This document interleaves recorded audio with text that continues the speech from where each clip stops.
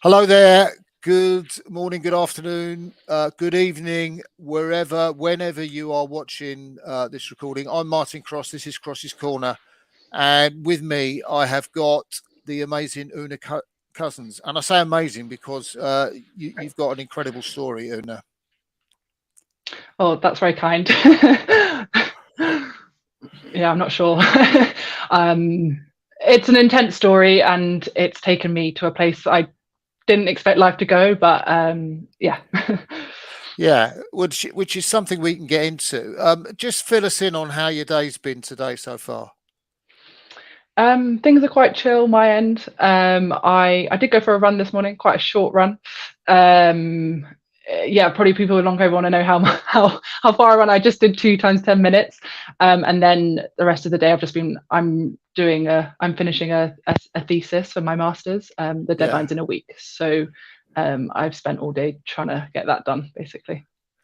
And are you doing those runs on your pulse or just on feel, or what sort of exercise protocol are you following for those? I find going off feel the easiest thing. So yeah, I don't have a watch. I don't have any data. I can kind of feel when I'm overdoing it or not overdoing it, and I find data can sometimes you can get kind of obsessed with the data, and the data doesn't always give you good advice. So it's kind of Mm. easier I find it easier personally just to go off exactly how I'm feeling. And at the moment, I'm not on a kind of trying to get back to exercise regime. I just kind of, if I feel like it in the morning, I think, oh, okay, I kind of feel like up for a run today, or up for like kind of moving my body, and I'll go for a run. Basically, it's not a strict regime, if that makes sense. Um, so one of the things we're going to talk about is how you got into rowing, your rowing career, and so on. I know you spend a lot of time talking about long COVID. Now, when was the first time you heard that word? That's a good question. My friend and I wrote an article October 2020, and I think it was at that time it was just starting to come into the public. We were still kind of calling it like post-viral fatigue. So I'd probably had the illness for like 5 months by that point, before we called it that. But yeah, now I've heard that word a lot. Yeah. So, for people watching and listening, how do you begin to define what long COVID is? Oh, that's a good question, because it's not well defined at all, and it covers this huge umbrella of experiences. Um, and I think that is part of the problem that we have, and a part of the issue we have with all these misconceptions is it's that like long COVID is used for just such a broad spectrum of illness. If I was to define, how would I define it? It's experiencing symptoms as a result of COVID for longer than, I think it's 12 weeks is the medical definition.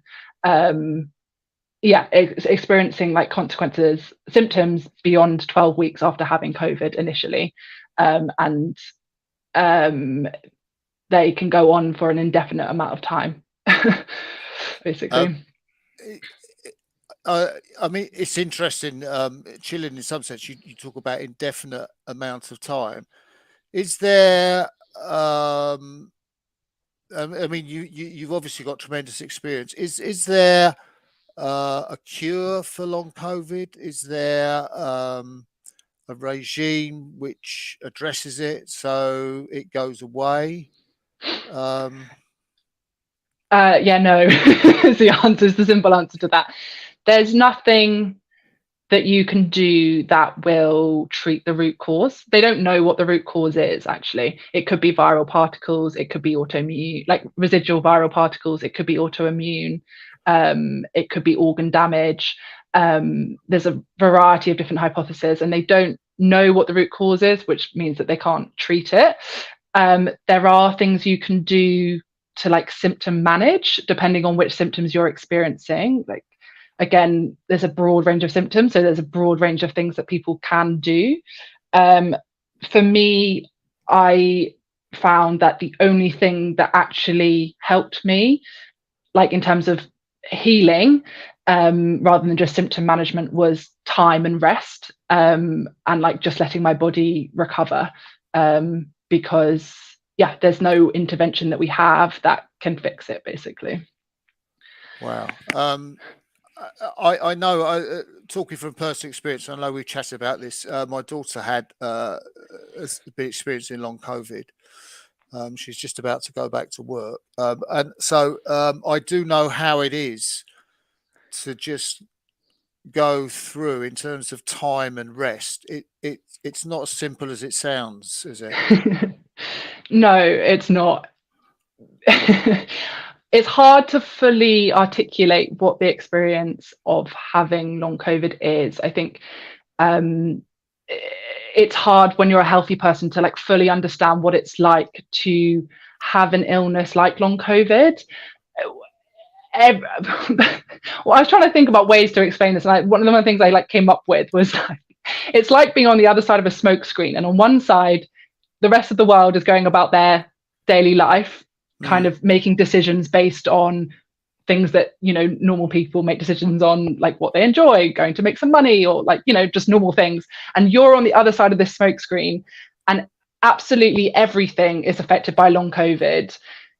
It was on the forefront of my mind, like every moment of every day. Everything, you're managing symptoms constantly, and every single thing you do is you're calculating like the energy cost of it, and like what impact it's going to have on your symptoms, and whether you can do it, whether it's the priority today with the energy that you have. Like even things like cooking and like just like daily house stuff that you have to do, like every single thing, every decision you make is through this lens of, can I manage this with the symptoms I have today, basically. So it just turns your whole life upside down, because your health is the only thing, like your health is that comes into every decision that you make, and that has such an impact on you. Yeah, that's quite a striking metaphor to use, this idea of a smokescreen. Really interesting. Do people, in your experience, do they get long COVID? Have you had anybody that you've talked to that, you know, it doesn't understand it, or yeah, I have a broad range of experiences. I think I'm really lucky in many ways. I think from the relative scale of people who've had long COVID, I'm definitely like one of the luckier ones, because as an athlete, I have credibility and people believe me when I say like I can't do stuff. And I also have like data, like numbers to say like, okay, I was healthy then and now I'm unhealthy. Do you know what I mean? There's like a black and white to that most other people don't have. And I've been fortunate enough that like there's enough people in my circle, in my support system, that do like really understand what I have, and like British Rowing were really supportive. And so I think like kind of the key people in my life have got it, and that's been so important for my recovery. I think there is a huge issue with people not understanding the illness. The illness doesn't kind of line up with a lot of the assumptions that we have about illness. It doesn't make sense to a lot of people, and so that can be really difficult when you're suffering with it, because not only are you like dealing with the symptoms, but you're also dealing with the fact that there's people around you who can't understand how to adapt basically around you, or like how to support you. And they don't understand what you have, and they don't understand why your behavior is suddenly so different to what it was before. It's definitely an issue, and it's definitely an issue with long COVID that people psychologize it. It's a long time problem with chronic fatigue type illnesses. The people just like think people are being lazy, basically. And I definitely had a bit of that. Like, people don't fully understand the extent to which you have to rest in order to recover, and that was very difficult because I would I like when I'd so love to be able to live like living my normal life, and when then people think you're being lazy, like it's like this double whammy where you're like, do you know what I would give to be able to do that? And now you think I'm being lazy as well. The good example of this is, like, for some reason, there's something to do with the way that we experience illness.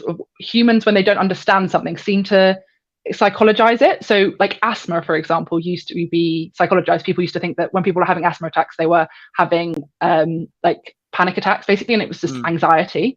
And now we can see how like horrible that must have been for the people who had asthma. Like, they were experiencing a physical problem and they would be told it was all in their head. Like, it's very similar for long COVID. I think people don't understand it, and so they psychologize it. But just because we don't understand something doesn't mean it's not real. We just like haven't got the research yet, basically. We'll talk shortly about your career as a rower, but I guess going into 2020, you had this identity as an international oarswoman, and then you had the identity as an Olympian designate as part of the squad. So that is, I guess, who you were. You were also a student, I know. So you had that sense of, how has it been working with that sense of who you are as this long COVID odyssey has progressed? Yeah, this has been like one of the most significant challenges, I think. And I knew it was going to be, this mental side of it was going to be really, really difficult.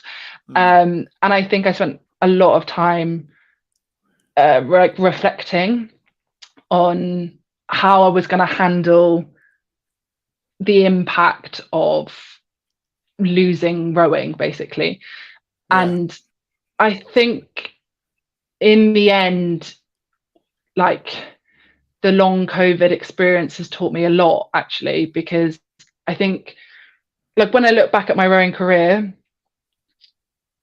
there's a lot of good and there's bad at the end, and I'm really like grateful for that experience. And if I think about like the way I want to live my life, I want to fill it with experience, and it's like the good, the bad, and the ugly. And I think there's value in all of that. And the rowing, I don't want it to just be about what happened at the end, because I also had so much good, and I'm really grateful for those experiences, and I think they've all shaped me. And I think I feel quite accepting of the fact that, like, in life there are things that are just not in our control, and I think you may be slightly in denial about that until it happens to you. But there are things that are out of your control that really do dictate which path you take, and you can rally against that or you can accept it. And I feel quite accepting of it. I think part of it is, I really do feel like I did everything I could to get round this obstacle. I did the best I could at each step with the information I had. I think I really feel like I've given all of me to try and get round it, and I think that helps with that sense of like peace and like walking away, basically. Well, let's talk about you and rowing, and how you first were you a sporty kid at school? Yeah, I was relatively sporty. I was quite lucky. I went to a very sporty school, and they took sport quite seriously. I did like netball, lacrosse, swimming, not like kind of international level or anything, but was regularly doing sport. Yeah. So where did the rowing come into your life story? I started at Cambridge, just in freshers, kind of like a lot of the student population does there, and quite quickly caught the bug. I had a kind of natural talent. My physiology is good. I'm 6'1", like that helps. And I just remember watching the boat race in my first year and being like, wow, I really want to do that. And then kind of like the rest is history, basically. You just kind of, the goals, there's always the next goal to reach. And yeah, that's life just took me down that path, basically. So what was the highlight of your college rowing or your rowing at Cambridge?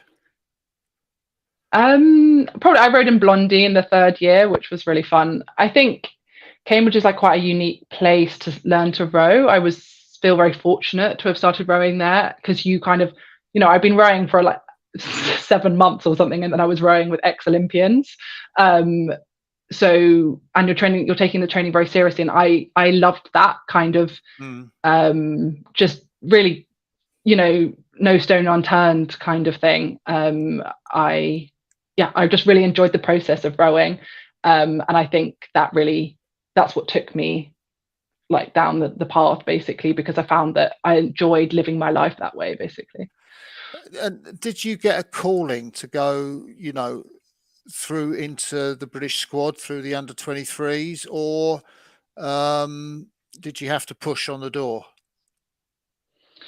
I think my coach at the time, Rob, probably entered me into trials. But yeah, I had no idea what the GB system was or what under-23s was.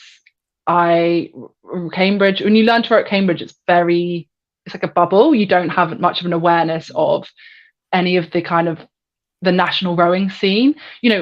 I would, in my second year, not my third year, sorry, in my second year, I stopped rowing after the boat race, right? And that's when most other people's season begins, right? Yeah. But we had exams to do, and it was like the season was up until the boat race, and then we would stop. I did a bit of casual like college rowing in the summer, but I wasn't, we weren't really doing proper training. And then I guess I honestly I remember turning up my first trials, and we had an absolute disaster. My pair partner had just switched sides, and I think she'd been rowing on bow side like 3 times, and we came last. Like, it was terrible, but I had no idea of the significance of it. I think that goes to show the kind of naivety. But yeah, and then I ended up getting into under-23s that year, and then I trained at University of London in the summer for final trials, and that really opened my eyes to, wow, there's this whole like national scene of rowing, and there's Henley and Bucks and all of these things that it's crazy to say now, but I just had no idea about. Yeah, that's really quite interesting that you didn't have a focus on it. So it was the time at UL that really opened your eyes. Yeah, I remember going to UL and being like, wow, this is so fun. I really loved that experience. It was only for a few weeks, but it was a real lesson in. It just exposed me to stuff I hadn't been exposed to before. And then also that summer, I got into under-23s, and so we were training in Caversham, and then you see the senior athletes around you, and I went to Plovdiv and raced, and suddenly, you're racing against other countries, and then, the bug, is just there at that point. Like, then your desire and your goals suddenly become making the senior team, and in a way that I hadn't really been aware of before. But I loved that experience. I loved training full time as well. And so then I would make the decision, okay, I'm not going to get a job post uni. I'm going to go to University of London and see if I can make the senior team, basically. It all happened quite quickly, I think. So we're talking 2018 now, was that when you first went into Caversham, or was that in 2019? I first went into Caversham, so I finished Cambridge 2017. I did a year and a half at UL, and I got invited on a camp 2019, February 2019. Yeah, a senior. Yeah, that was my first senior camp, and that was kind of, we're going to go on camp, see how it goes, and I got invited into Caversham, kind of on the back of that. And where did you sit in that hierarchy? Were you right at the bottom, or? Where? Yeah. Yeah, I was very much at the bottom. And just to put into perspective, like how inexperienced I was. Like when I did under-23s in 2017, I could count the number of like 6-lane regattas I'd done on one hand. Like I was just crazy inexperienced. And in that year and a half, I'd got injured again. So the year and a half post under-23s, I got injured again. And Shep had put me on this weights program through the summer. So I did this massive weights program, 6 sessions of weight a week. And I did that for about 3 months.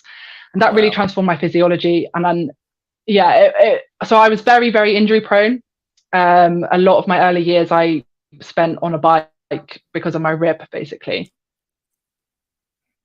And finally Shep intervened basically and said, we need to do something about this. Like basically my body couldn't really carry muscle very well. It couldn't build muscle very well. But by doing this intervention, I did 3 months of like heavy weights, and that really turned my physiology around. And then the following year, that's when I got invited on this camp. And so but my point was that like I still hadn't even done that much racing still. Like I'd spent the summer, instead of doing physio, I'd spent the summer doing weights and rehabbing again. So I entered the team. I don't think anyone enters the team thinking like, oh, I belong here, but it was a severe case of imposter syndrome for sure.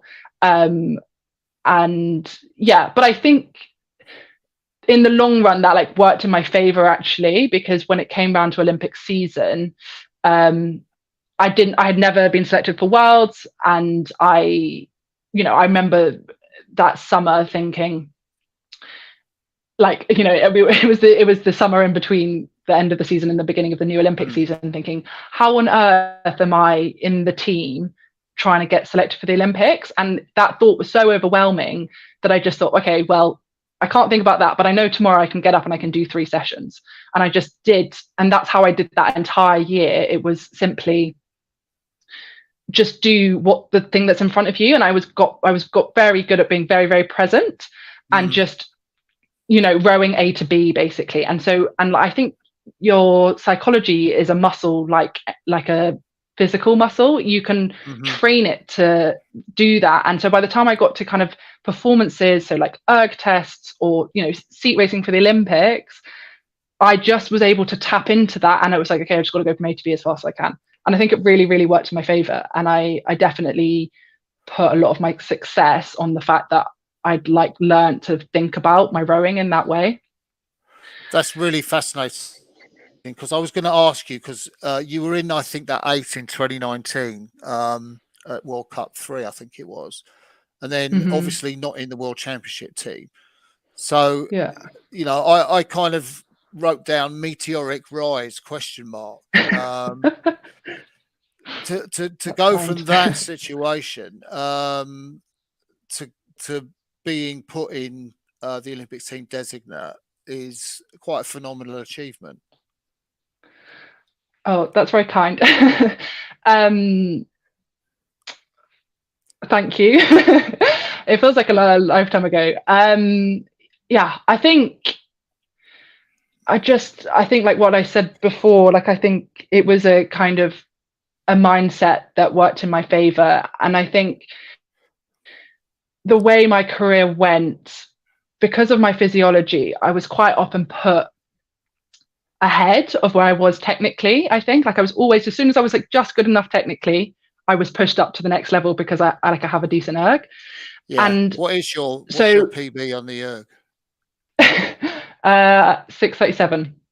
Oh, wow. And yeah, so I think I really learned, I was like constantly in a situation where I felt out of my depth basically. And I don't think I was slow to pick stuff up technically. I just think it wasn't as fast as my erg was progressing, and I had a natural talent for it. And so like I was constantly in a position, I think, where I just like didn't feel quite good enough, and I was used to that feeling. And I think that really worked to my favor. And then, but I also think, as I was saying about my injury, that Olympic year was only the second year I managed to complete a full season of training. And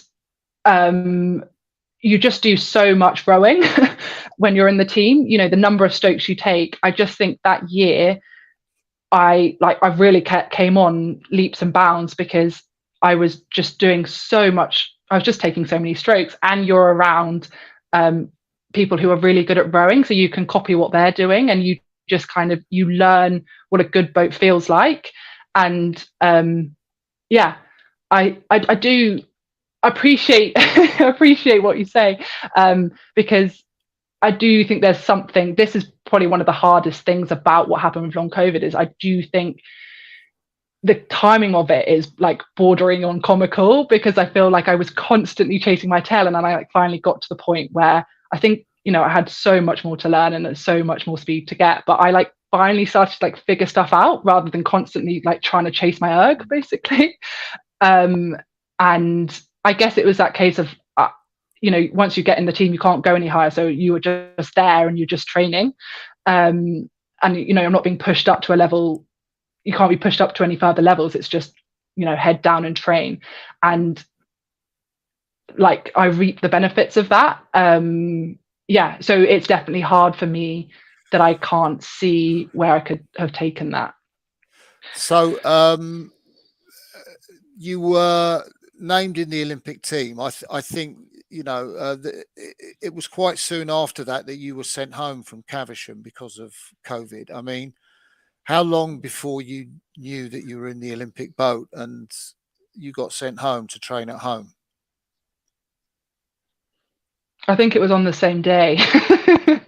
And I think it was within 72 hours we'd been told, we got an email to say that like selection basically didn't mean anything because the Olympics was postponed. Yeah, I think we got sent home on like the Saturday, and then maybe not 72 hours, maybe it was on the Tuesday we heard the Olympics was postponed, and then we got the email to say that selection didn't mean anything.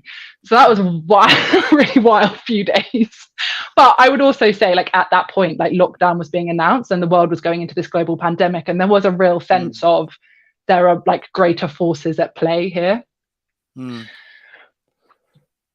Yeah. I'm thinking, you know, I've talked to quite a few athletes who were quite grateful for the delay in the Olympics, in that they were able to use the time they thought to get better. But I'm guessing that that wasn't the case with you. Yeah. Well, it's more like for me, yeah, it's more the fact that the global pandemic happened at all, because obviously that meant that virus is going around, which is what made me sick. So it's less the delay and more like the fact that a pandemic happened. Yeah, I imagine if I'd been healthy, like an extra year would have really worked in my favor, because I was definitely on like a steep progression curve, I think. But yeah. So when did you realise that when you first contracted COVID? Was that when you were training at home? What was going on, and what did you experience? So I went home. I remember like as we were sent home, I thought I had a cold, and then it was kind of the next few weeks it kind of dawned on all of us that like COVID had gone round Caversham, we thought, but we weren't sure because there was no tests. But I think Anne Redgrove, the team doctor, basically started to realise that that's probably what happened, and then kind of put us all on like a return to training protocol if you've had COVID.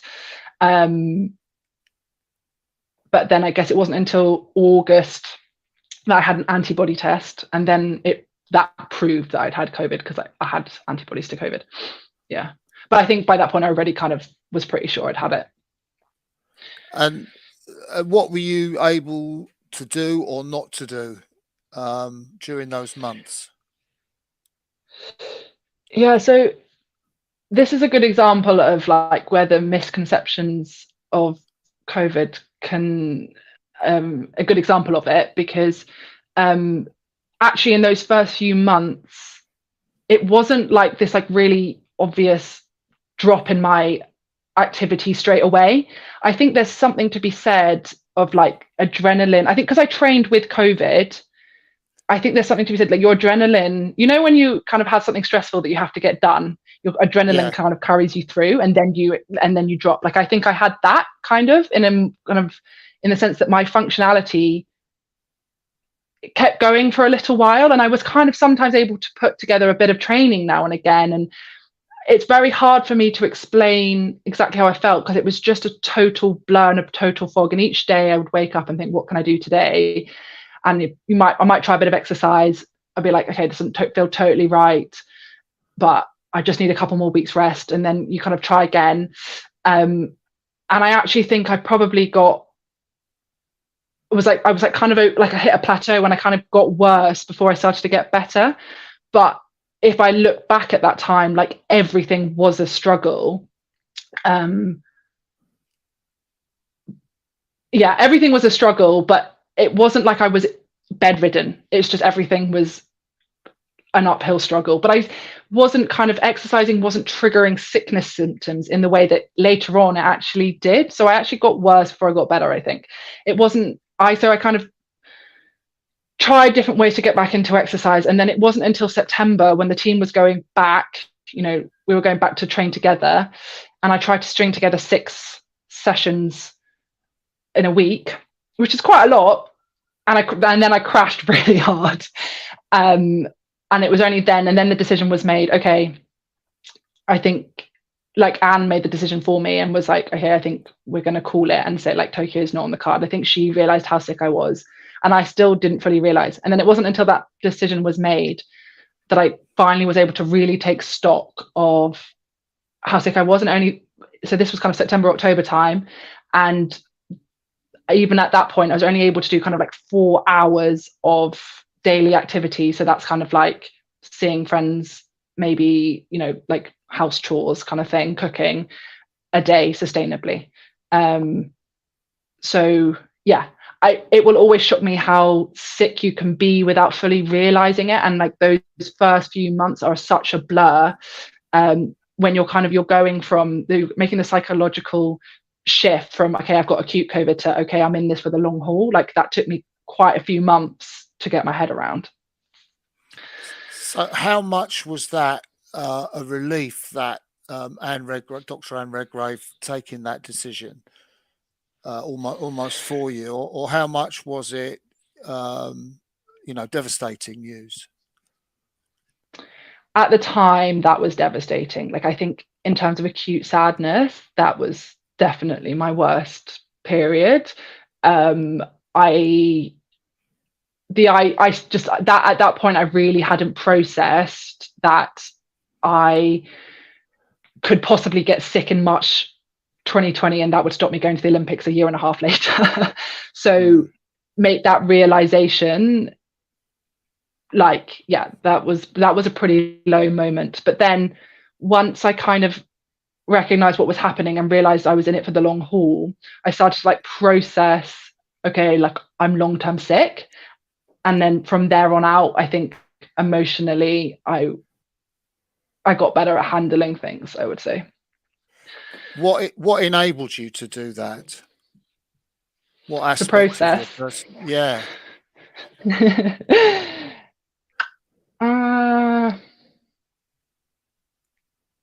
I don't know. Okay.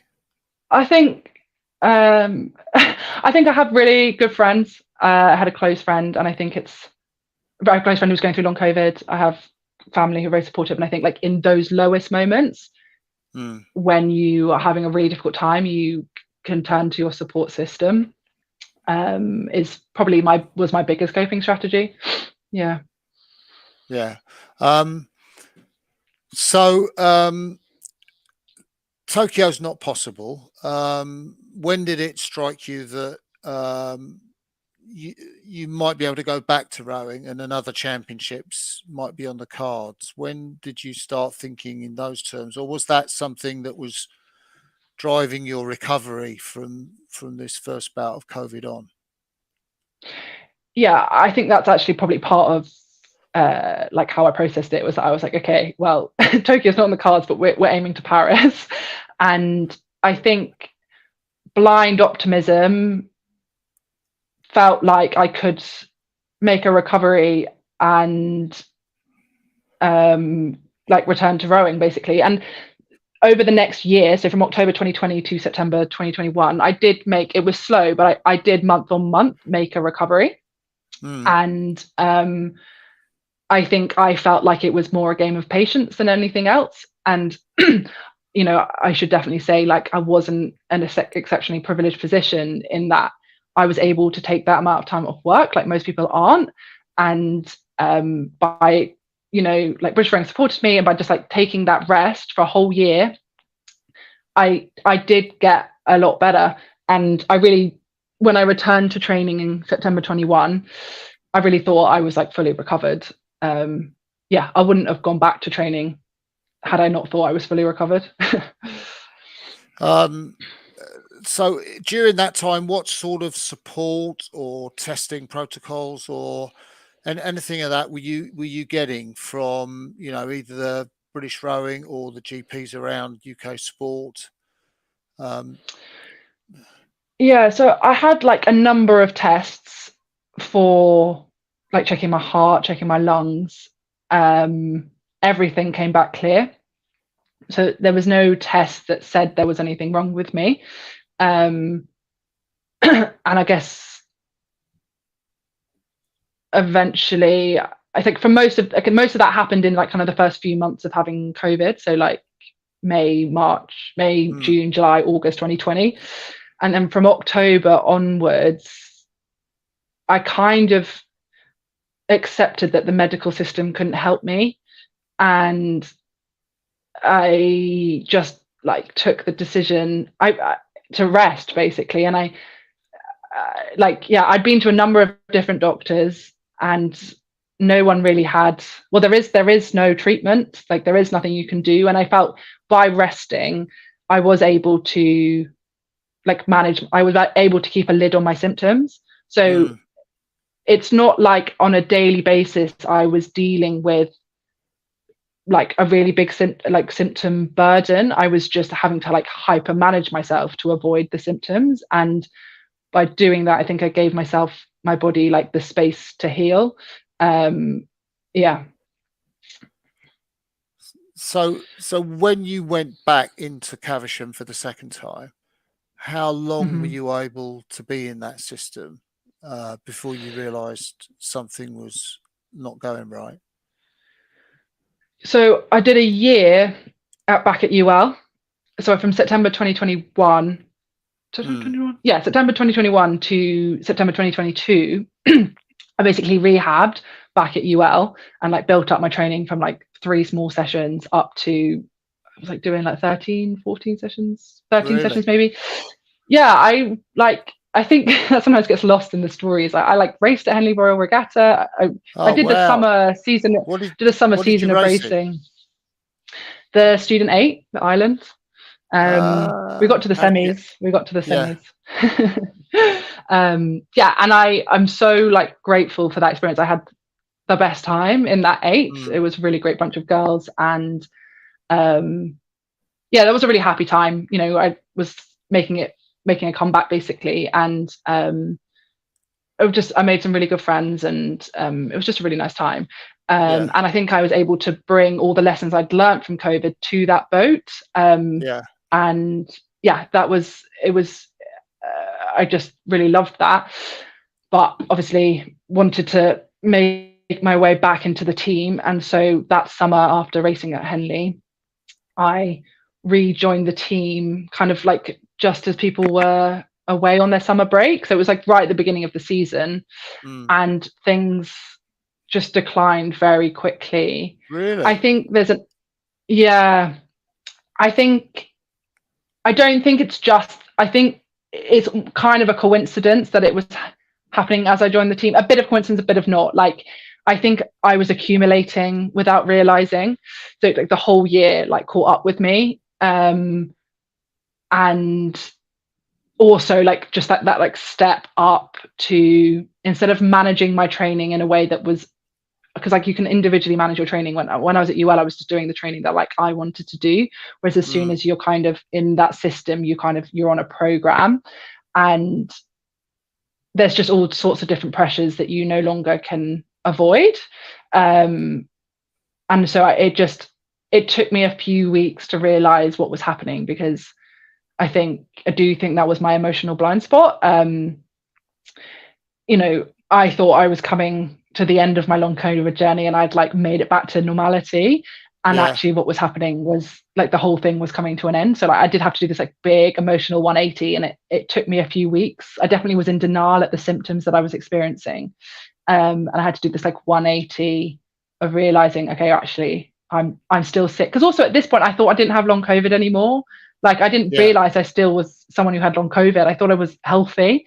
So like it is crazy how much your brain can, the emotional like it just avoids the emotional impact of recognizing that you're sick. Like I just couldn't go back there. I thought I'd like got to the end of it. And so it was just a few weeks of me being in denial. And I also was injured. I got a bit of a knee thing. I wasn't badly injured, but I had a bit of a knee thing. So that meant that like my program was slightly adjusted. So I could kind of lie to myself basically about what was going on. And then I suddenly realized, oh, wait a second, I'm really sick again. And then called it. Yeah. You called it yourself rather than Dr. Redgrave. Yeah. Yeah. At that point, I hadn't actually seen, like, I wasn't in as much. This kind of speaks to like how much I was in a bit of denial. Like I hadn't reported it to Anne, and I was working with other coaches, but I think there was probably a bit of a lack of understanding about long COVID there.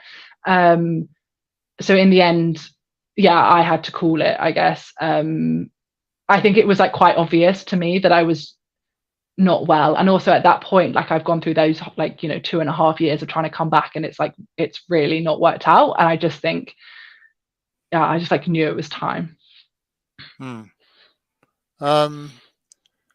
So how, am I right in thinking that you had other symptoms that could be measured to indicate that you had, you were suffering from something, unlike the first time that you had COVID? You actually had sort of measurable tests that showed what was going on with you. Yeah. So this is something else about long COVID, is that the second round, like the second time I've experienced it, it's so different to the first. And I think this is kind of explains partly why I was in denial about it, was because the symptoms I was experiencing were not what I considered long COVID symptoms. And I had recovered from the long COVID symptoms that had dominated my experience. So this time around, I'm way better now. So I kind of barely can say I have them anymore. But I had hypoglycemia, so like reactive hypoglycemia. My body like lost its ability to regulate blood sugar. Oh wow. Yeah, that was the worst experience, the worst symptom for sure. I had like histamine issues, so like suddenly my allergies. I have like, sorry, I say my allergies, like I've got loads of allergies. I suddenly started to get like allergic to stuff. And I had dysautonomia as well, which is like an issue with your nervous system. And I also have something called hormonal imbalance, which is the imbalance of the female hormones that I think way more women have than they realize, but that's a whole other topic. Yeah. So those ones I could go to. I have a doctor that I'm seeing, and know he was able to diagnose me with those, and there've been interventions that have really helped. Those symptoms I didn't have initially. They were symptoms that seem to have like come on later on, basically. Yeah. So it was worse the second time round than the first time round, or is that not the way to look I wouldn't say worse. I just think different. Yeah, okay. It's just different. Yeah, the first time round, I was able to manage it with rest a lot more, whereas Yeah. with this um, time round, like the reactive hypoglycemia, hormonal imbalance, the allergies, yeah, like none of those get like they get better over time with rest, like your body does heal, but in terms of like my daily experience, I couldn't by resting, they didn't go away. Like I Mm. had hypoglycemia whether I was horizontal or not, basically. Yeah. I'm curious as to how you coped with the Tokyo Olympics came round and was on TV, that sort of stuff, and you saw Mm, your fellow women from the crew that you'd been in racing in yeah. Tokyo. Yeah, I mean that was like undeniably tough. I think I think it's like with mental health and like dealing with your emotions, it's really important to, like take care of it basically. And I think when I knew that that was going to be something I had to experience, like I did spend a lot of time reflecting on it. And I think, like labeling the emotions that you're experiencing. So, Mm. it's grief, right? It's acknowledging that it's a feeling of loss. And, um, you know, you've lost the Olympics and you've lost kind of also the life that you've envisioned having. Like that's grief. And I think I took the radical step to be kind to myself and to like take care of that grief. Like that's something that I have and I look after it, I guess is the best way of saying it. Like I take care of it. I like that grief represents like what rowing meant to me and like a lot of hard work, and it's very like valid and justifiable grief. Yeah, and I think for like specific events like the Olympics, if I need to like mute a certain Instagram account or like not turn on TV and watch it, then that's what I'll do. But I think on the whole, like the general feeling, I think by taking care of the grief and like, reflecting on it and like labeling it, I'm able to kind of, I don't know, like grow past it, I guess, accept it. Like it's something that I've been through rather than like it's something that is me. I don't know if that makes sense, but Yeah.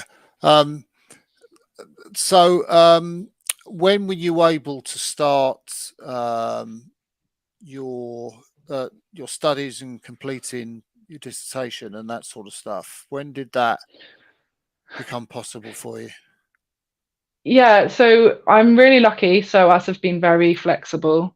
So I did a bit of studying while I was like sick the first time. And then this time around, I started studying again kind of April, May time, I think. I was pretty sick January, February, March, April, Hmm. and May a bit.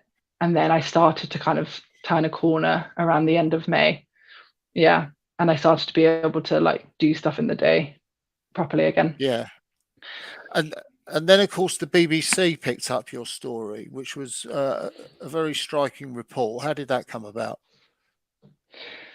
So the media's kind of picked up my story for a while. Like me and my friend wrote this article back in October 2020, and the BBC picked up on that. Mm. And then I think I've kind of become like one of the go-to people to interview about long COVID. I think it's like kind of like a story of our times a bit. It's like part of the pandemic story, and I think there's something like shocking about an athlete being sick from COVID in this way that kind of is different to the like general narrative of COVID. So I think that's why it makes news headlines. And then the reason the BBC picked it up, she like followed me on Instagram, I think, the reporter from way back in October 2020. And yeah, she just saw that what happened and asked if she could interview again, basically. Yeah. So I know you're an ambassador for Long COVID Support Organisation. I mean, how much does this involve you supporting causes, talking to people, that sort of thing? Yeah, it's a really nice charity. It's kind of like a flexible role. Kind of I just do kind of things like this basically.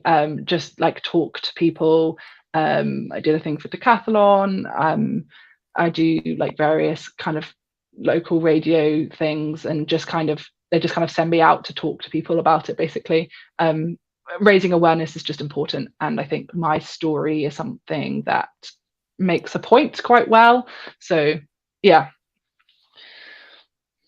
And what about I'm just thinking let's do this in two stages. What about your life after your degree, and what thought have you given to that? Yeah, oh, big question. I am still figuring it out. My master's is in development studies, so Yeah. like politics and economics. I'm really interested in politics, but I'm not sure exactly where I want to go yet. Trying to figure out who will hire me. Yeah, some job in the world of politics, kind of in that broad and ambiguous sector. That's quite a broad thing to say politics, but I don't mean like politician. I just mean, yeah, in that kind of angle, basically. Well, you make a great advocate and politician. I think that's apparent. Listening to you, That's Oonagh. very kind. So what about you and rowing? I mean, have you left it completely? When was the last time you were in a boat? Yeah, I haven't been in a boat since I like stopped rowing back in November. Honestly, I'm not sure. Like, I really love rowing. I like, yeah. It's a weird one for me. It's not. I don't think I'm not going back because of like a kind of avoidance thing. I think it will be weird for me to row and not kind of be so focused on getting better. I need to figure out, I think like so much of why I liked rowing was that process of like trying to constantly get better. And that requires a lot of consistency and like fully committing to it. So I need to figure out if I still want to row in a way that's more casual, basically. And my final hurdle still with my health is like exercise. I can't really exercise a huge amount yet. I can do a little bit, but not a huge amount. So I haven't really got to the point yet where I think I could casually row. So I think it's something I have to figure out. And yeah, I'm not sure, basically. Something to figure out. Yeah, I still have a boat. So I need to work out what to do with that. Where's it? Is it down at UL? Yeah, it's down at UL. Yeah, single. Yeah, so I mean, I find it hard to imagine not going out on the tideway sometimes in a single. I guess it's the decision of like whether to join a club or not. Yeah, I don't know. We'll see. So we're coming up next week for the World Championships, Olympic qualification. How much is anything that the British team is doing now on your radar or not? Yeah, I think I keep track of it. Like I have friends in the team, so I like to see how they're getting on. It's a funny one. Like it kind of feels like a past life in some ways. Yeah, it's like there's definitely times when it's hard, and I think Paris will be hard. But yeah, I don't know. I think there's something about long COVID. It feels bigger than rowing, I guess, maybe is a good way of putting it. And my life is just, it's taken such a big turn. And I think I can kind of separate when I see other people rowing, I feel like it feels like separate to me from like everything that has happened in my life, basically. Yeah, so like I'll happily watch a bit of the highlights. I probably won't watch it like obsessively, I guess. Maybe that's a like slightly emotionally protective thing, but like I guess it's not something that I like hyper avoid or anything. Yeah, yeah. Yeah. And I just wondered, in terms of support network, how your family had been. I like to say that they have long COVID because they have been through it all with me, every up and down. Yeah, no, my family have been amazing. I'm really lucky. My family, a lot of people long COVID. There's like a whole social media world with people who have long COVID, and a lot of the reports are about, family or friends that don't believe them. And I'm just really lucky. My family, yeah, they are super supportive and have helped where they can. And also, they're pretty cool. I've never felt like the rowing has always been like, it's never been me, it's like it's totally separate from, as in like their love for me, I guess it's totally separate from the rowing. Like I've never felt like, I've like let them down or something, or I don't know, like it's like it's quite like a kind of grounded, like it's okay, like you can do something else basically. And I Yeah, think having that kind of support from the people that are close to you it's super important. yeah. We've been talking for over just on an hour now, Oonagh. I just wondered if there was anything that we haven't touched on. Oh, That- yeah. You know, I think when I talk about long COVID, something that needs to be raised, like awareness needs to be, like something that needs to be talked about is how difficult it is for people. I think we have kind of touched on this, how difficult it is for people who have it because of this like lack of understanding mm, of the illness, and how, so like, people go to the doctors and aren't believed, their friends don't believe them, or their family doesn't believe them. And so something that can be, if you know someone who has long COVID, it's really can be so powerful if you just like listen to them and believe them and like show mm, interest in what they're experiencing. Like I've done a bit of stuff on social media, talked about my experience, and so many of the messages I get are just about like, thank you so much for making me feel seen and understood. yeah, And yeah, I just think it's a very powerful thing that humans can give to each other, is just to show understanding, because this illness is so hard as it is. If the people around you aren't supportive, it mm, makes it so much harder. um, and to like throw out any assumptions that you have about illness when it comes to long COVID, because long COVID doesn't align with any of them. It doesn't align with mm, many of them anyway. So, mm. like take what people are saying rather than any assumptions you might have about illness. Like they're not being lazy.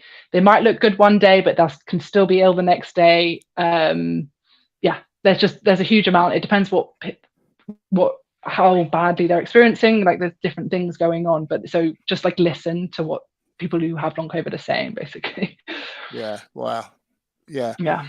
Well, you're such an eloquent ambassador for that Oh, cause, that's very Oonagh. kind. It's been marvelous to spend the last hour in your company. We'll end the live part of this Oh, interview now. Just to say, Oonagh Cousins, you are an amazing person, and I think what you've done oh. has been incredible, and what you've had to face, and turning that around to where you are now. So many congratulations, and thank you for the last hour. Oh, that's incredibly kind of you to say. I don't really know what to say. Thank you so much. I've really enjoyed it. Okay, bye now, everybody. Bye.